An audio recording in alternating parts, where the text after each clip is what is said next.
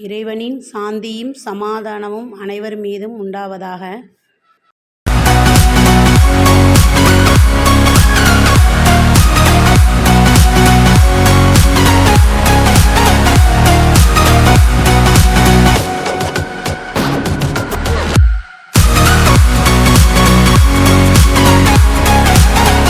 சரியான விடையை தேர்ந்தெடுத்து எழுதுக. பழந்தமிழ் இலக்கியங்களை பாதுகாத்து வைத்தவை: அ. கல்வெட்டுகள், ஆ. செப்பேடுகள், இ. பனையோலைகள், ஈ. மண்பாண்டங்கள். சரியான விடை இ. பனையோலைகள். பானை டேஷ் ஒரு சிறந்த கலையாகும்: அ. செய்தல், ஆ. வனைதல், இ. முடைதல், ஈ. சுடுதல். சரியான விடை ஆ. வனைதல். 3. மட்டு மல்ல என்னும் சொல்லை பிரித்து எழுத கிடைப்பது: ஆ. மட்டு கூட்டல் மல்ல, ஆ. மட்டம் கூட்டல் அல்ல, இ. மட்டு கூட்டல் அல்ல, ஈ. மட்டும் கூட்டல் அல்ல. சரியான விடை ஈ. மட்டும் கூட்டல் அல்ல. கயிறு கூட்டல் கட்டில் என்பதனைச் சேர்த்து எழுத கிடைக்கும் சொல்: அ. கயிற்றுக்கட்டில், ஆ. கயிற்கட்டில், இ. கயிறுக்கட்டில், ஈ. கயிற்றுக்கட்டில். சரியான விடை ஆ. கயிற்றுக்கட்டில். அடுத்து பின்வரும் சொற்களை சொற்றொடரில் அமைத்து எழுதுக. முழுவதும்: மழையில் எனது உடல் முழுவதும் நனைந்தது. 2. மட்டுமல்லாமல்: ஏட்டுக்கல்வி மட்டுமல்லாமல் தொழிற்கல்வியும் கற்க வேண்டும். 3.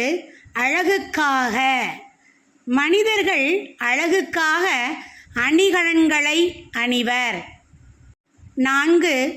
முன்பெல்லாம்: முன்பெல்லாம் கல்வி மகிழ்ச்சியானதாக இருந்தது. அடுத்து நாம் பார்க்க போவது குருவினா. 1.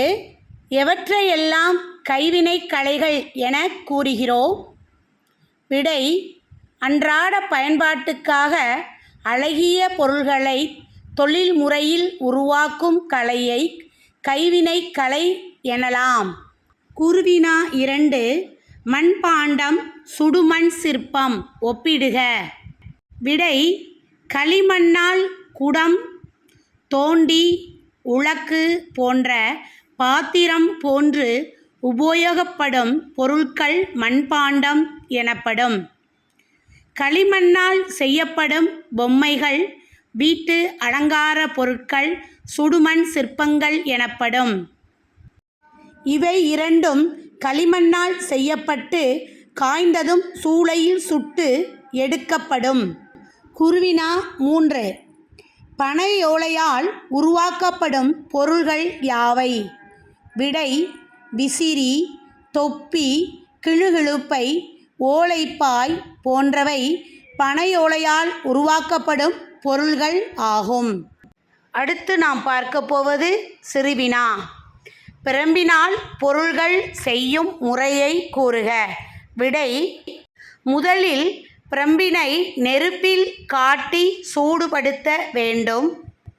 சூடான நிலையில் நட்டு வைத்திருக்கும் 2 கடப்பாரைகளுக்கு இடையில் செலுத்தி வளைக்க வேண்டும். வேண்டிய வடிவத்தில் கம்பி போல வளையும். பின்னர் அதனை தண்ணீரில் நனைத்துவிட்டால் அப்படியே நிலைத்துவிடும். இவ்வாறு பிரம்பால் ஆன பொருட்களை செய்ய இயலும். 2வது சிறுவினா. மூங்கில்களால் செய்யப்படும் பொருள்கள் குறித்து எழுதுக. விடை: மூங்கிலை கொண்டு பல வகையான கைவினை பொருள்களை செய்யலாம். மட்டக்கூடை, தட்டுக்கூடை, கொட்டுக்கூடை, முறம், ஏணி, சதுரத்தட்டி, தெருக்கூட்டும் துடைப்பம், பூக்கூடை, கட்டில், புல்லாங்குழல், கூரைத்தட்டி போன்றவை மூங்கிலால் செய்யப்படும் பொருள்கள் ஆகும். பிறந்த குழந்தைகளுக்கு தொட்டில் முதல் இறந்தவரை சுமந்து செல்லும் பாடை பயன்படுத்தப்படுகிறது. அடுத்து நெடுவினா. தமிழக கைவினைக் கலைகளை பற்றிய செய்திகளை தொகுத்து எழுதுக.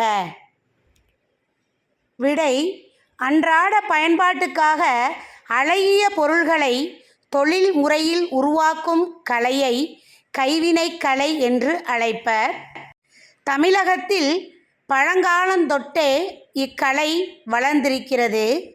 கைவினைக் கலைக்கு சான்றாக இருப்பது மண்பாண்டங்கள் ஆகும். சிந்துவெளி, ஆதிச்சநல்லூர், செம்பியன்கண்டியூர், கீழடி போன்ற பகுதிகளில் செய்த அகழ்வாய்வில் மண்பாண்டங்கள் கண்டெடுக்கப்பட்டுள்ளன.